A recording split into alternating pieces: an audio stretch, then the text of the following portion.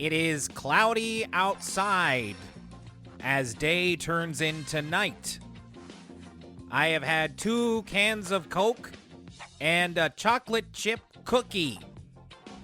I hope you're having a great day wherever you are. And You've just kind of used the last few episodes of the show, Will, to bust out kind of your best impressions. So this one is apt, given that, there's actually a reason you're going into your David Lynch, which is that you're kind of somewhat eulogizing him a bit, because he passed away this past week. I thought, we're on the hashtag end of Arthur. I thought that the eulogies would be, unfortunately, kept for Arthur characters. Alas, that is not the case, because we've lost one of our great artists. Absolutely. I mean, I not to make a huge thing out of it, because unfortunately, David Lynch never got to be on an episode of Arthur. He got to be on a lot of the Cleveland He show. would fit, though. Yeah. Wouldn't he have fit on Arthur with all the weird dream sequences and stuff? Well, we were talking about this on the Discord, and it's just like, I do think that, David Lynch guest directing a nightmare, an Arthur nightmare would have been cool, or just kind of showing up again, like, as we've mentioned before, even recently, Arthur is a very,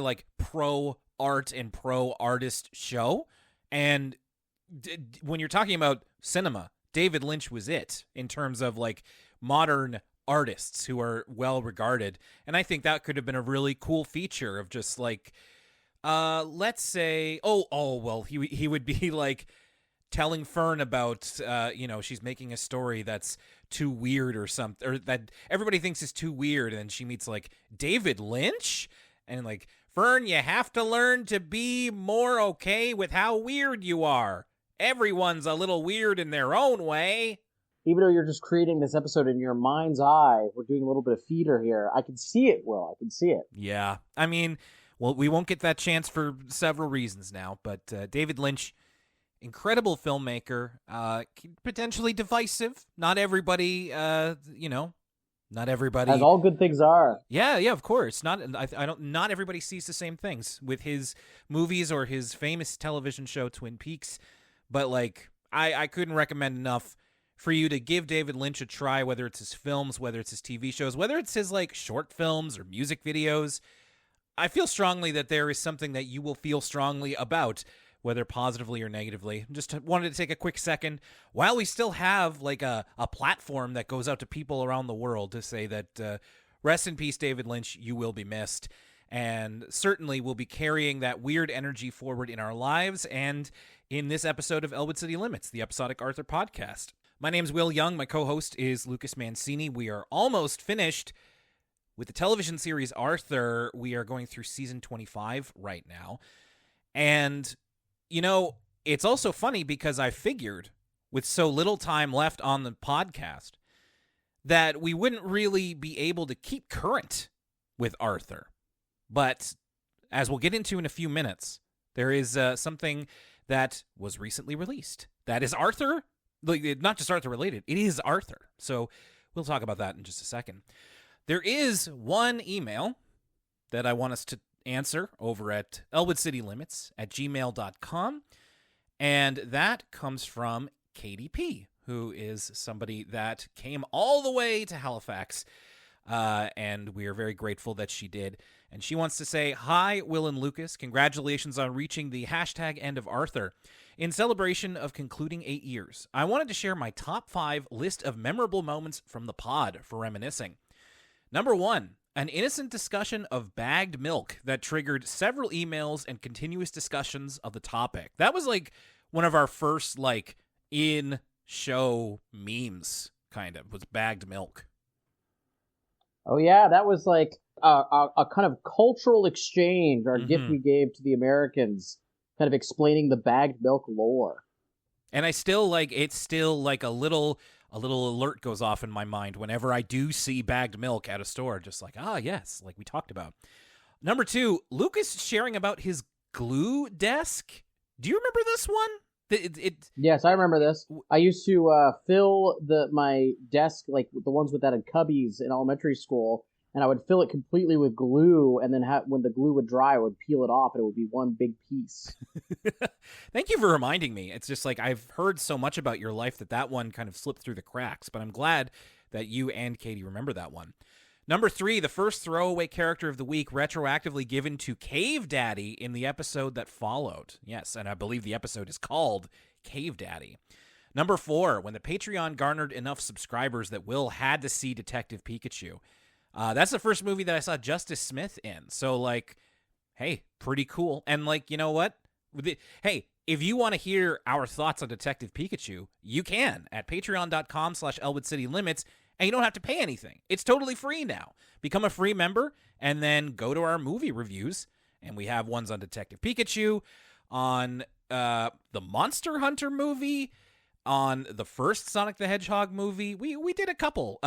We did one on Clifford the Big Red Dog. Those were fun. So, yeah, you can check them out right now for free. And number 5, your interviews with Holly Holland and Catherine Dorr about being on A Word From Us Kids. It was something that you had talked about doing in the early days of the show, so it was really exciting when the episode came out. I love listening to it. And that still stands. Like, if we do have former Word From Us kids who have become listeners, please get in contact with us, and we'd love to talk to you, to do a little bit of an interview for the show. Thank you for all of the thoughtful discussions and episode breakdowns. I love listening to ECL, and I would like to echo Marlo Stanfield's praise for sharing your political leanings. It's really refreshing to hear content creators speaking up about what's right. And again, that's from KDP. Well, thank you so much, Katie, and thank you everybody who continues to send us in correspondence. You've got only a couple more chances to do that, so make sure that you do. ElwoodCityLimits@gmail.com. We also, I will just quickly say, big thank you to RCG Fiend. You know why. So, Lucas, what I was alluding to earlier, before we actually talk about this episode of Arthur, we have brand new Arthur content coming into your YouTube subscription as long as you are subscribed to Arthur Reed on YouTube. A new digital short, which is the most Arthur cartoons that we're getting these days, and it's called Arthur, Get a Hobby, which, as we were discussing in Discord, the Elwood City Limits Discord, which you can join via the link in our social medias, a little bit of a little aggressive up front. It's get a hobby ! It really seems like it's telling you to, hey, you join the Navy, that sort of thing. Yeah, you lumpen layabout, get a hobby. I haven't seen a lot of the recent Arthur shorts, and I actually haven't heard any of the Arthur podcast. And so I forgot that Arthur is now, if you're Gen Alpha, you might think that Arthur's that YouTuber who makes podcasts. But Arthur, he's not so different than you and I, Will. That's his hobby, is he has a podcast, amongst other things. And I was like, you know what? I was thinking to myself, there's not a lot of Bud and LaDonna in this clip. And I was thinking to myself, if this is what Arthur has to be for the time being before there's a big movie or something like that, I'm totally content with these kind of short-form videos. Because you know what? Kids should have hobbies, and it shouldn't just be scrolling that TikTok, or I guess now Red Note. And so I thought it was a positive message, but I thought it wasn't too cloying for, your usual after-school special type of content. Yeah, I think that the digital shorts have generally been a really positive way to kind of keep the Arthur brand moving forward, and it's like little pieces of animation here and there. I believe the last one was with Michael Threets, the TikTok librarian, and that one was a good one too. Like, it had a good message, and it was a good crossover between two. Like, it made a lot of sense. And the ones that they've done so far that are a little bit older, going back into like 2020 or around when the show stopped, have been pretty strong for like little 3-minute pieces.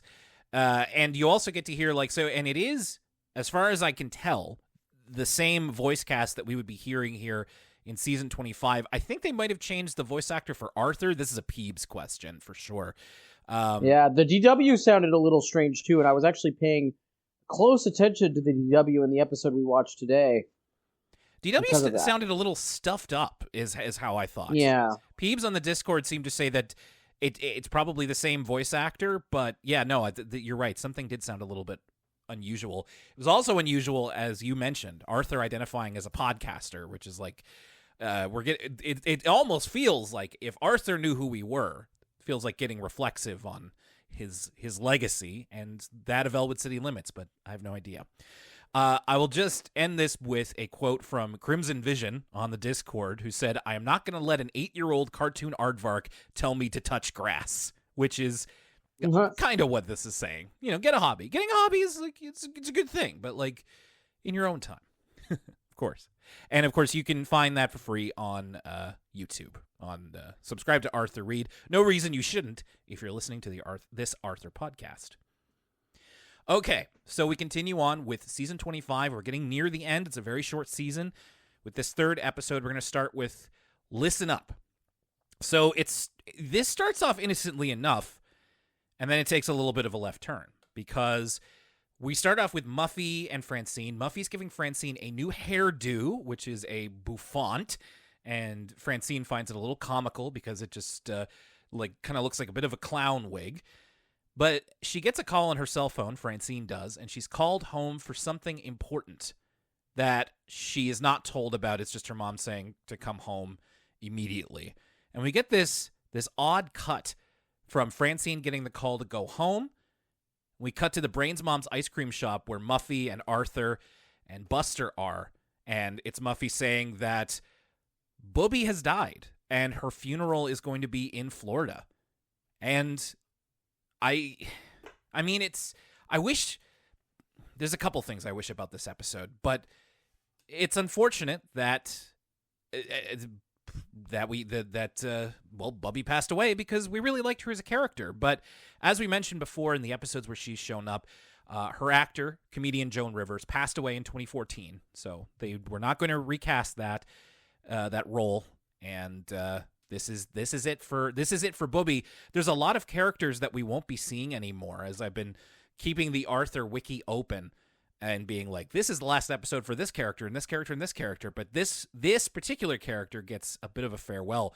Were you surprised that this was where this went, Lucas? I was surprised, and I was thinking to myself, one of the big takeaways from last week is that this season feels different than other recent seasons, and there is some finality to the proceedings. And this is yet another kind of example where I'm like, wow, we're addressing the death of Booby. We could get more hashtag end of Arthur than that. And so I kind of found it exciting, though, that, again, it elevates the proceedings when there is some finality. This is not just another episode of our animated 8-year-old where everything's going to go back to the same at the end. This is an opportunity to kind of have an arc for these characters and have them kind of deal with pretty permanent change. And so I was like, this is an interesting topic to be covering, so close to the actual end of the show.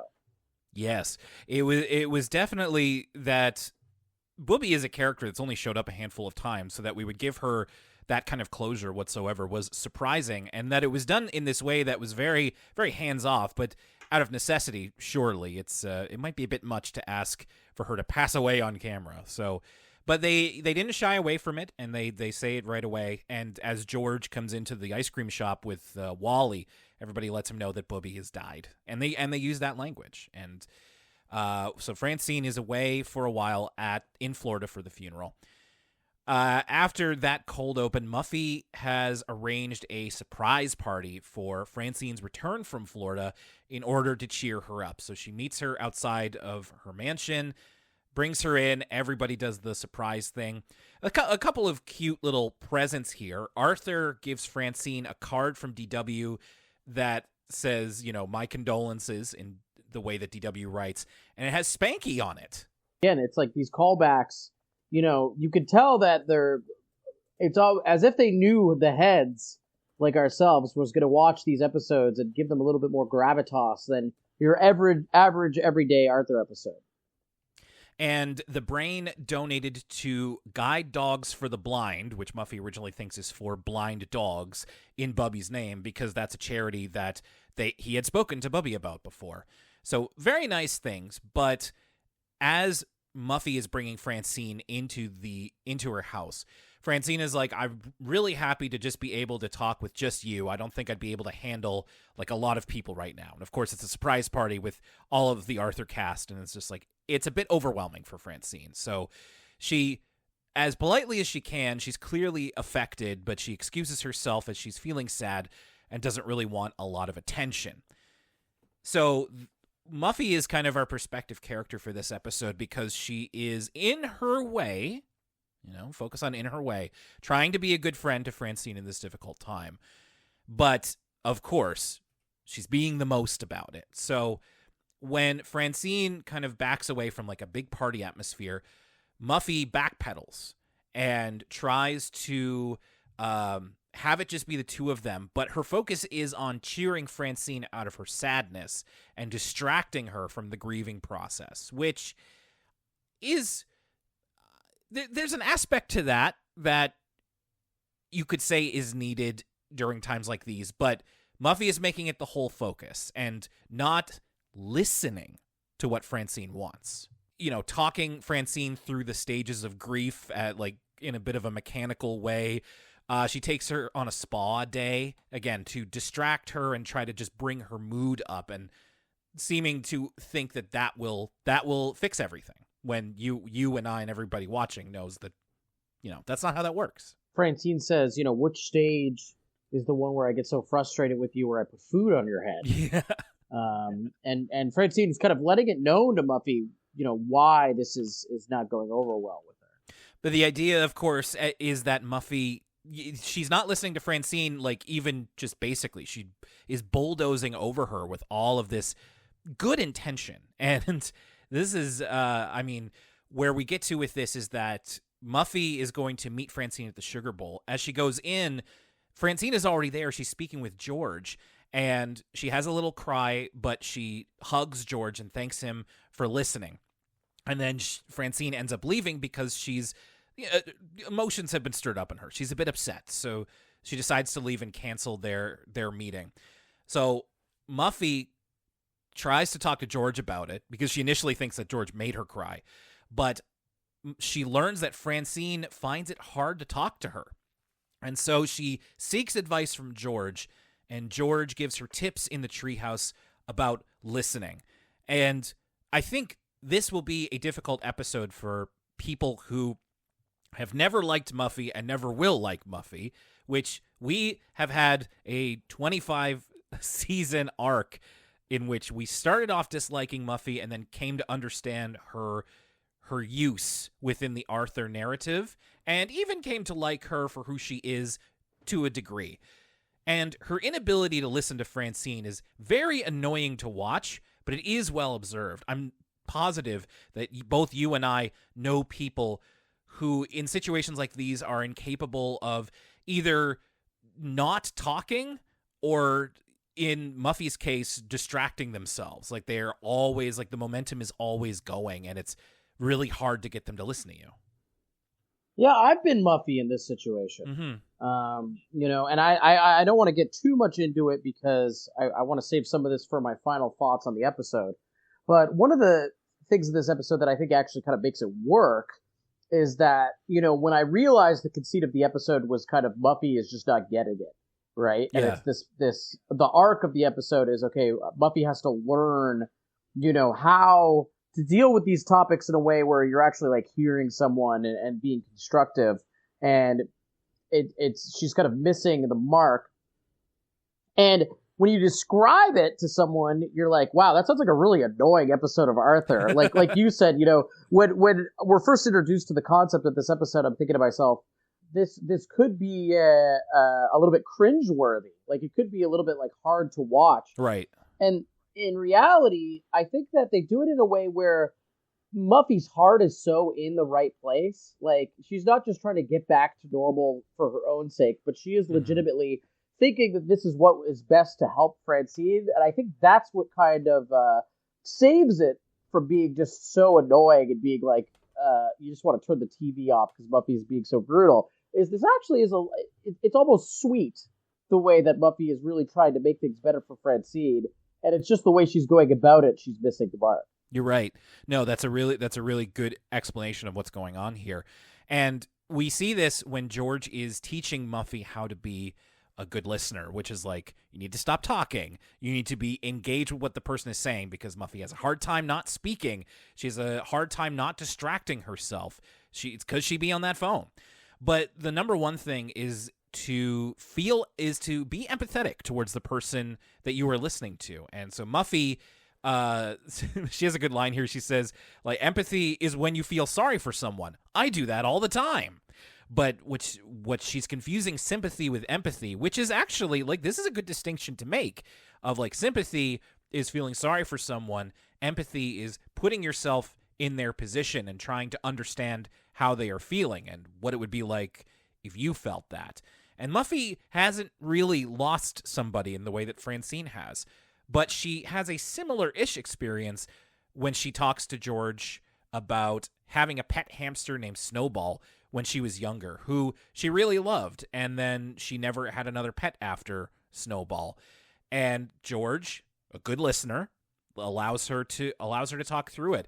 And it's an experience that I think this is, again, very realistically observed, is that Muffy kind of brushes it off as like, yeah, but it was just a hamster. But George acknowledges and validates her feelings of like, but Snowball was your pet, and that meant a lot to you, and it's okay that means a lot to you, and that maybe it makes you feel sad. So, Muffy is very much a character who always has a lot of forward momentum. She never, stops to feel negatively a lot, and so this feels like it is like in a show where she would be allowed to grow, that this would be a good moment of growth for that character. And the episode wraps up at this point. Muffy returned, so she found a photo of Francine and Booby at the movies, and at this point, her and Francine are a bit on the outs, but this is her peace offering as she goes to her apartment. She offers the picture to Francine.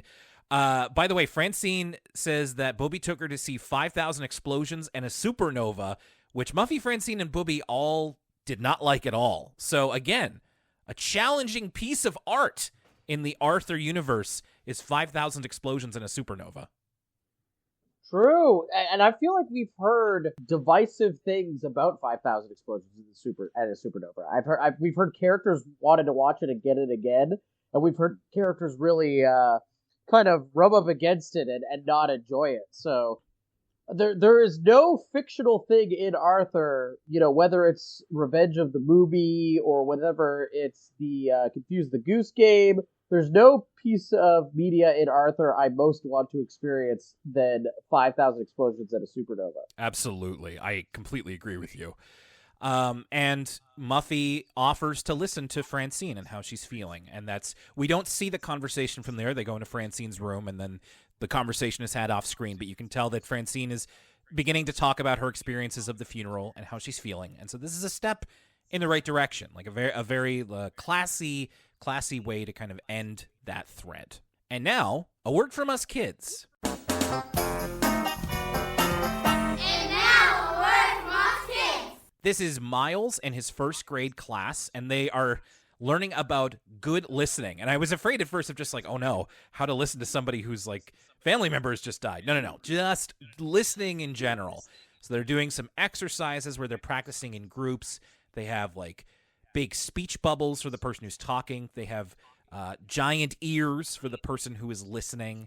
The teacher that's putting this on, pretty styling. Like I'm so used to the older teachers who dress the way that teachers did when we were younger, but this is like a contemporary of ours, of just like they've got, the suede jacket, the button-up shirt, silver hair.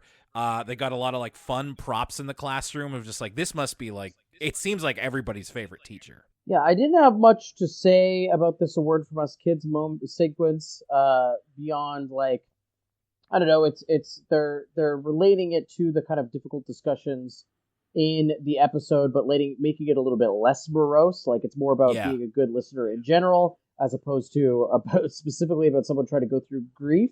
But a little bit more literal. Last week's episode I was talking about, I like it when, for a word from us kids, they're like, okay, this one little piece of the episode, this is what we're going to focus on. Like, for instance, what if the kids all wrote the plot to 5,000 explosions at a supernova? This one a little bit more kind of literal and educational. For sure. There's even a part where they have what they call a listening station, which is two chairs back to back, and the two of the kids have to put together a story by listening to what the other person says and then adding on to it. And Miles, who's the lead kid, and a little girl do their listening station thing. I thought it was very cute. And now, back to Arthur. Then we go to Arthur's New Old Vacation. How about this, Lucas? It's in this show called Arthur, it's an episode about Arthur. It feels like whoa, who would have thunk it? Feels like we're kind of getting not away just a from podcaster. Arthur's New Old Vacation. We get another question posed to us, or more of a scenario, I guess. Arthur says, sometimes you get tired of the things you love. So we get a few things here, such as Arthur getting the same sweater, the same yellow sweater, and a little bit of meta humor as he says, everybody's going to think that I wear the same sweater every day. So it's not that he is. It's just that he keeps getting these same sweaters from, I guess, family members who don't know what to give him. See, the real ones know. They're not familiar with Arthur's fall outfit, where he's got the green sweater with the brown stripe. You know what I'm talking about, Will? Oh, yes. Of course you know what I'm talking about. You betcha. Arthur has been in a few different, or he's got that, like, blue button-up that he has sometimes, and, of course, his winter gear, of course. Sometimes he just wears the button-up shirt that he has under his sweater. So, yeah, it's still, like, a little bit of a funny joke for the heads out there. Getting tired of things you love, we see Buster, Arthur, and I think it's Brain doing a sleepover, and they have to watch all 11 Dark Bunny movies before the 12th one comes out, so they can, be completely read up. So we mentioned this a little bit a couple of episodes ago when we were talking about the movies that were playing at the Elwood City Theater, and we also talked about it on Discord and on our socials of, like, what movie would you go see? And it really seems like there's a lot of, like, superhero franchises or superhero adjacent franchises in Elwood City. And so now we can tell that there is the same kind of, like, superhero movie homework that audiences are expected to do. If there's 12 Dark Bunny movies, which is like, we're working on like a Godzilla-esque franchise here with Dark Bunny. Well, and Arthur seems to own the box set. You can see he's, like, digging them out of the DVD box set. And I mean, like, we also know that the Dark Bunny one is going to theaters. So, like, with a movie series this long, I think normally you would assume that, like, some, if not most of these are, like, direct to video or, like, in this case, direct to streaming. But it seems that they're all getting releases. So this must be, like, another MCU DC Comics situation. And Arthur and Buster trying to kind of give them the respect they deserve by watching all of them in anticipation for the new one. Which, I mean, there was a time where you could feasibly do that with the Marvel movies, but, like, no, not anymore. At least, not for old men like me. It's just like, I can't do it anymore. So I was talking to somebody today about that new Daredevil series is coming out, Born Again, and I was like, yeah, I've been thinking about watching Daredevil again to catch up with it, but it's just like, it's 3 seasons of a show, and I've already seen it. Like, it's not an exciting prospect anymore. It has just become homework. And then the final example here is what takes us into the episode. The Reed family replaced their old station wagon, the old kind of, what would the color be? Like purple, like light purplish was that color? The one that they got fixed in that one episode. So they're replacing it all together, and they're getting a new minivan, and that is going to take... This was propaganda from Big New Car, okay? Arthur's dad is like, ooh, an LED dashboard. Mm-hmm. Little do they know that everything that this car represents is a sick and twisted perversion of what the fine automobile should be. Their station wagon, that's... If they... kept upkeep on that thing, they could resell it on Hemmings, on Bring a Trailer. Instead, they're buying this hunk of junk that's going to need a software update. This was horrible. I was like, no, Arthur's dad, don't do it. Don't sign up for a payment plan for this thing. I didn't realize you felt so strongly about this. Oh, yeah, no. New cars equal bad. Old cars equal good. I mean, I do kind of see what you mean, because every once in a while I get to, like, rent a brand new car, and it's like there is a point where technology in cars feels a bit too new. Like, it feels a bit too... I don't want an iPad on my car dashboard. And another thing, Will, as a rental, new cars really make sense. But, Arthur's dad is seeing LED lights on his dashboard as a sign of quality. This is gimmickry, okay? Everything they talk about why the new car is good is gimmickry. And we don't know, the more electronic components there are, the more points of failure there are, right? So it's they're falling for the kind of like shiny new thing syndrome, and they could be. I just want to see what kind of lease they have with this new minivan. What are they signing up for here? How much are they putting down? See, this is why somebody like Dave Reed needs somebody like you in their life, Lucas, because he strikes me as somebody who is terminally offline and just does he is the type of rube that would be taken in by gimmickry like this simply because he hasn't seen it. Like he has a family, he has a job, like he can't afford to be like keeping his ear to the streets in terms of like what's new in cars, and so he sees it like, well, it's new, so it must be good. But he needs straight shooting people like you to tell him what's what here, or else he's gonna get taken in. Especially with a shyster like Mr. Crosswire, who's going to be the one who would be selling this automobile. What do you think his friend prices are like? Because Dave Reed caters for him, but like it's Mr. Crosswire, so like what is he going to knock $50 off the price or something? Perhaps something insulting like that.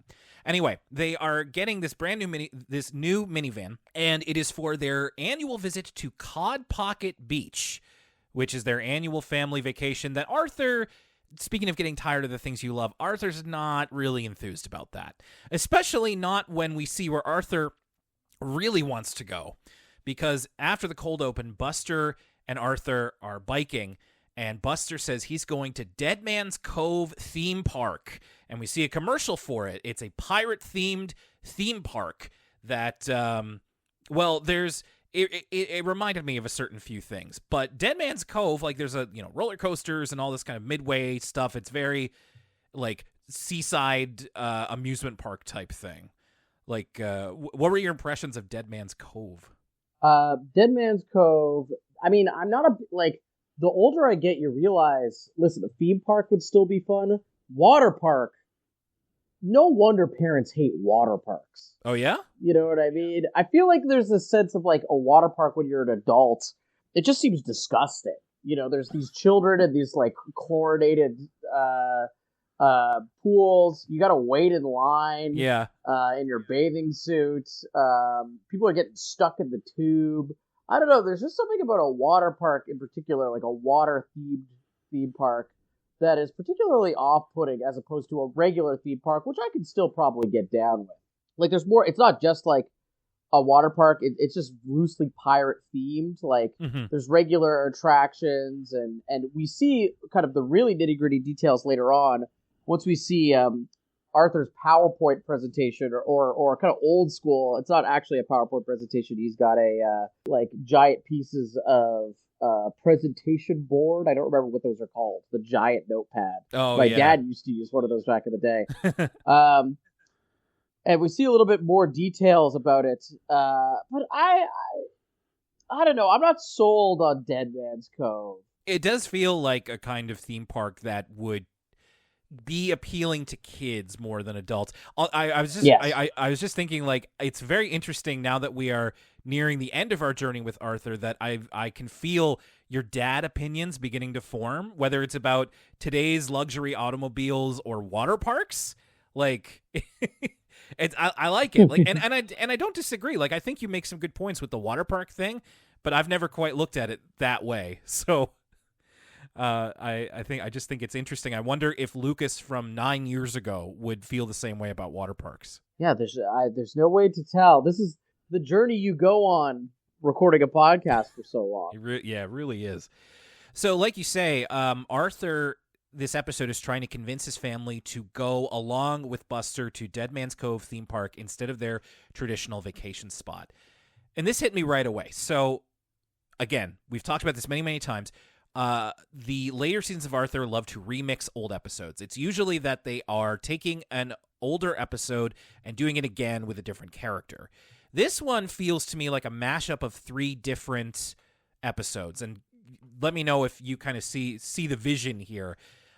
First of all, Arthur's family vacation from the first season, because it's about Arthur and his family taking a vacation and making the best of it, and everybody kind of coming together in that way. DW goes to Washington, it reminds me of, because it's about this time Arthur, instead of DW, like resisting a vacation and then finding something that they enjoy about it. And also the Dead Man's Cove thing, we never get to see it. It reminds me a lot of Ponyland, where DW wanted to go in that episode.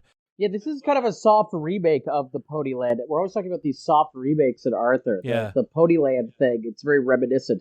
You know, how many Arthur episodes involve them wanting to go to a new theme park? How many theme parks are getting opened up in the Elwood City limits? Remember the one with the barf bags? Yeah, of course. And the Hurla World? There's Oh. all these theme parks. The economy is going to collapse from oversaturation. And it also reminds me of the episode The Sure Thing, which is where Arthur and DW and Dad and a couple of their friends go to the beach, and instead of what was it called? There was in that episode there's a theme park that Arthur and his friends really want to go to. Right. Yes. I remember that as well. It's not Ocean Zone, because Ocean Zone is an old theme park that Arthur's dad went to. It was no, is Ocean Zone the thing they make up to make the regular ocean seem more exciting? Yeah, it's both of those things, and it's also to compete with oh my gosh, I'm gonna have to look that up when I'm not. Okay, I'm looking it up. I'm looking at the Arthur wiki right now. So there's actually a third thing. So it's Aqualand. Is the theme park. Yes. The dad instead promises to take them to Marine World, which is just the beach. Right. Marine World is where he used to go as a boy. And then Ocean Zone is the beach. Okay. Which is where they've been all day. I see. Okay. Thank you. Thank you for clearing that up. Anyway, elements of all three of these, but you're right, Lucas. DW Goes to Washington feels like the closest to this, just with Arthur instead of DW. So in order to do this convincing, like Arthur tries to do the straight up pitch and nobody's really going for it. So he gets advice from LaDonna. I thought she was gone. Like we're really, futzing around with the timeline here so that LaDonna can still be here even though she moved away only a few episodes ago. So LaDonna first suggests finding everyone's favorite thing that they like about Cod Pocket Beach at Dead Man's Cove. So Arthur does a little informal poll with his family members. Dad's favorite thing at Cod Pocket Beach are the lobster rolls, which if you're going to a beach that is near the Boston or Philadelphia area, like probably some pretty good lobster rolls around there on like the eastern seaboard. I would say so. Probably some of the best in the world outside of Nova Scotia, of course. Of course. Mom likes swimming in the cove at high tide, and DW likes playing with Sharky. She said she likes it all, but she mentions playing with Sharky and Taffy. Sharky, who we do see a little bit later. And again, we got Spanky and we got Sharky. So we're bringing up some of the DW lore here. So Arthur actually, through this tactic, manages to win over his dad because he says that there's alligator sushi at Dead Man's Cove. But neither Mom or DW are that convinced. I have to say, his argument for Mom was very weak because he says... Oh my God, so funny. He says at the pool, there's an adult swim 5 minutes every hour. That's a terrible selling point. What's funny about this situation is, I don't know if it's an intentional joke or is this how adult swims work? Does Arthur even recognize how poor of a sell that is? Right. This whole situation was really funny because I did something similar. I called this a PowerPoint earlier. That's because I literally did a PowerPoint like this to try and get my parents to convince me to let me go to Oshiego when I was in high school. Ooh. I was like, listen, it's not about drinking. We want to go see these musicians. This is how we're going to do it. And, I laid it all out in a PowerPoint presentation. So I'm not new to this kind of gambit that Arthur's getting at here. I love it. You, Arthur, and May from Turning Red. All three of you did presentations to try to win your parents over. That's excellent. Three people with glasses that I love. So there you go. So yeah, this works for Dad, but not for Mom or DW. LaDonna's next suggestion is to give up something that Arthur wants in exchange for something that DW wants, because he recognizes that she will be the hardest to convince, but once he convinces her, then Mom will fall like a domino. So Arthur first tries to bribe her with a finger puppet, but she refuses because one of DW's favorite things is that she gets a free toy at the local restaurant in Cod Pocket Beach. So Arthur's next tactic is to negotiate one day of the vacation where they go somewhere where DW wants to go. However, it gets a bit twisted around here, and this is probably both DW misunderstanding and also using her wiles a little bit. She twists it around when Arthur makes his presentation again, and then she makes a presentation for equal days at Dead Man's Cove and a place called Unicornia. So this is, Lucas, to your point about all of the theme parks and attractions opening up in and around Elwood City, we had Ponyland, and now it's Unicornia. It's one of those things where, there's we've talked about this throughout Arthur, how there's certain things that we thought were going to be a bigger part of our lives because of exposure to cartoons. Maybe if you live in Orlando, this is what life is like. Right, exactly. And there's also, this leads to something else that I was very much like, now that I'm older, like, this can't happen. So this actually convinces Mom, and everybody decides to change their plans. And Dad even says, all right, we're switching our vacation plans. And I said, no way are you wholesale switching vacation plans this close to go time. They don't say what the timetable is, but it seems like it's only weeks away at this point.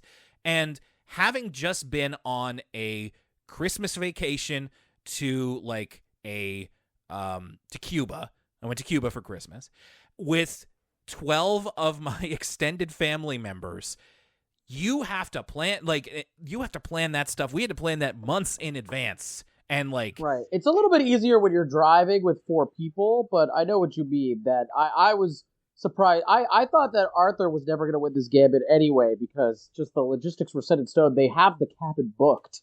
Yes. You know what I mean? I didn't see what Arthur was getting at, that they would be able to reevaluate everything so quickly from the jump. So I too was skeptical of this, though. It's not quite as complicated as 11 family members to Cuba. That is quite the accomplishment.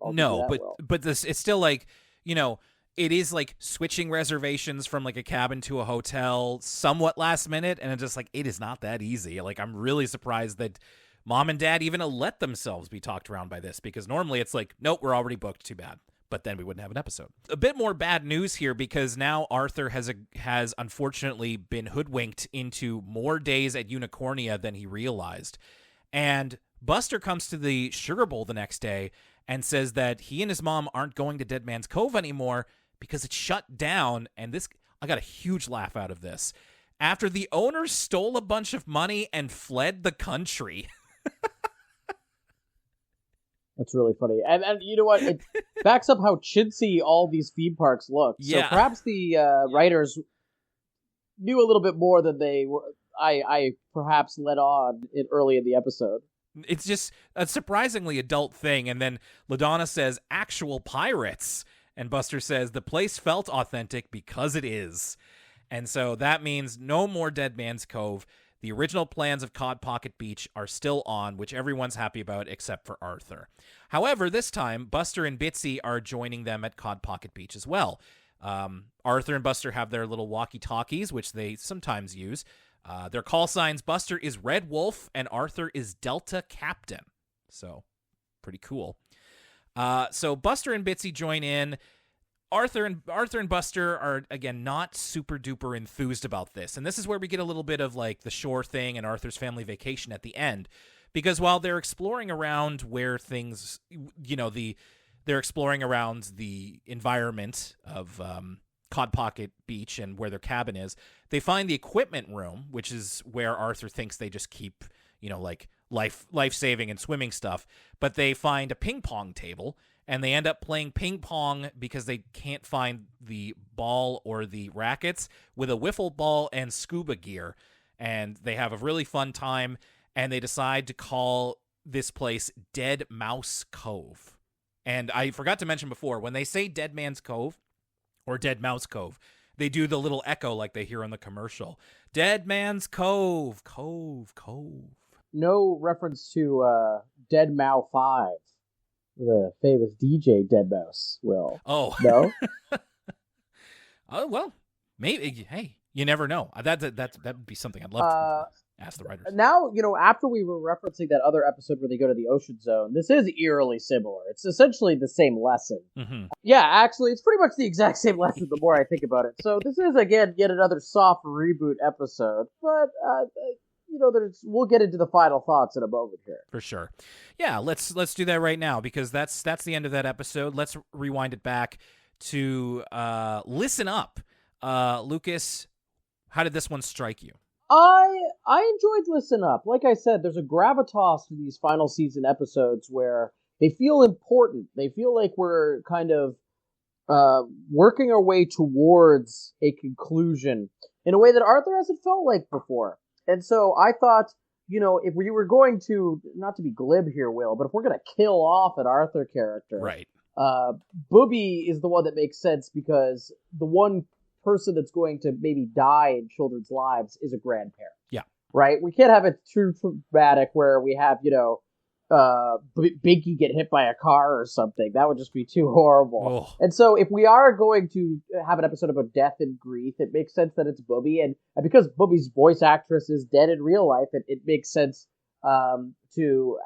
it was a good pick, where it's a character that we're familiar enough with that it still feels like a loss, but it's not a character so integral to the show that it's cruel to its young audience. And I actually, I was getting ready to be annoyed with this episode, because it is not focused on Francine dealing with her grief, but instead focused on Muffy sort of learning how to support Francine. And I was getting all ready to be annoyed with Muffy the whole time. But like I said earlier, I think it actually walks the line fairly well, where, Muffy's heart is in the right place, and she just kind of has to learn this communication lesson. And I also thought it was a stroke of genius that George was the one who kind of schools her on, listen, sometimes people, they just want to feel what they're feeling, and you have to be there for them while that's happening. And so I was along with Muffy on the arc of this episode, and where I thought it was going to be kind of just so annoying that it would have to be turn the TV off, I actually thought it was kind of sweet and sentimental. And so I thought it was an appropriate send-off for the Booby character. What did you think, Will? I mostly agree with you. I think that it did have a very good message to get across, which is how to be a good listener, especially during tough times. That's something that even us as adults, some lessons we need to take to heart. So much appreciated. And it was done in a way that made sense to the characters within it. It wasn't always like the most fun episode to watch. Like there was a couple of like really awkward moments where I was just like, please stop doing this, Buffy. So it's painful in that way. And like not the greatest viewing experience, but it all made sense in terms of who was doing what and what lessons they were learning. And like I said before, it's just like, it's, you wish that this could be a show where the characters do like grow like real people, but they're always going to be 8 years old, and Muffy will always be learning this lesson. But it's a good lesson to learn, and it does feel good at the end that she seems to have become a different person, a better person through everything here. And another great George feature, which this season is really coming through with the George content. Arthur's New World Vacation, I liked. I thought this was very entertaining in terms of just, first of all, great to have like a straight up Arthur episode again before all said and done. They feel a bit more rare these days. And yeah, we've talked before about the remixing of episodes, but if you come up with something like this, like it's hard to be mad at. A lot of the stuff they come up with is fairly new, like Dead Man's Cove and Cod Pocket Beach. And I just liked spending time with the Reed family again. I think that that's a dynamic that doesn't really get much play at this point in the show anymore. It feels like something that would have happened more in the earlier seasons, and those are my favorites. So I liked returning to that and seeing how they kind of play off each other, even though I feel like Mom and Dad have been a little bit flattened as characters since the earlier seasons. But still, I'm very, very happy to see it. Some good references, some like genuinely very funny lines and situations. And yeah, I don't have a lot of like big thoughts about this because it does kind of end up with a lesson we've learned way before a few times. But yeah, I thought this was a fun episode. Yeah, it is a little bit of same old, same old. It's the ephemera that makes this episode enjoyable. Yeah. Thinking about this fake theme park, Dead Man's Cove, there's real life sharks, they're having alligator sushi, and as well as the little details, like when they actually go to the cabin. I was looking at the cabin interior. And after our conversation with Josh, we kind of understand what goes into making a new kind of background for some of these Arthur episodes. And I was like, oh, this gas station with the giant fish and the interior to this cabin, there's a kind of coziness to these vacation destinations that it's just a fun places to spend time in, basically. So there's a good sense of place in the latter half of this episode. And I was a little bit won over by Arthur desperately trying to change his family's mind, putting it to a vote multiple times, actually winning over his dad. The presentation, like I said earlier. So yeah, it's a fairly unremarkable episode this late in the game. But being that we spend so little time with Arthur these days, and this is one of the last episodes we'll ever see, I also thought it was quite pleasant. So far, I'm just really impressed with the final season. Me too. We'll be very interested to kind of take stock of it once it's all over. So thanks, everybody, for listening to this episode of Elwood City Limits. Really appreciate you continuing to join us on our journey. Remember, patreon.com/Elwood City Limits. If you join as a free member, you get access to everything. If you are currently a paid member, stop that immediately. Stop paying us. Become a free member, and don't pay us anymore. If you do want to help out the podcast, there are links in our socials for PayPal or payments by Ko-fi. That's purely if you want to help support the podcast and our monthly fees to keep the show up. You really don't have to, though, because we are looking down the barrel of the final episode of the season and of Arthur. And I want to make this clear before we go into the final episode of Arthur. That's not the last episode of Elwood City Limits. When we get to the end of the next Elwood City Limits episode, I'll give you the roadmap for where we're going with this. But just so that, we don't get like a flood of messages about like, no, it's going away forever. Hang on. Like, we've got a couple things going into February before we really say goodbye. So, yes, the next episode of Elwood City Limits is going to be the last episode of Arthur, but we, the podcast, are not quite finished yet. So, don't get too sad too quickly. And we're still going to have a fun time talking about the final episode of Arthur to date here in 2025, and that's Blabbermouth and All Grown Up. One of these we've already seen before, and we do have our thoughts about it, which used to be behind the Patreon wall, but if you're a free member, you can listen to it right now. But that was also without the context of season 25. It was a pure, instant reaction when that episode came out, and we've never seen Blabbermouth before. So who knows what that one's going to be about. But it's wild to think about, Lucas, where, I have the app Serialized, which is basically letterboxed for TV shows. And you can say which TV shows you're currently watching. And, of course, when I got it, I was like, I'm currently watching Arthur, because I am. Yes. And by the end of next week, I'll be able to say, I am no longer watching Arthur. I will have finished it all. That's crazy to think about. I'm almost speechless, Will. What a journey we've been on, and there'll be lots of time to look back in the coming weeks. But for now, we look forward to next week. Yes, we do. And hope you look forward to it as well. Don't forget, elwoodcitylimits@gmail.com. If you want to send in your emails to be read on the show, keep them coming in if you've got thoughts. There's only a few more times that we'll be able to read it together. So that's coming up next time on Elwood City Limits, and thanks a lot for sticking with us, and hope that in these changing, unpredictable, and seemingly times that have a bit of a negative pallor about them, we hope that you can continue to use the podcast to uplift your spirits.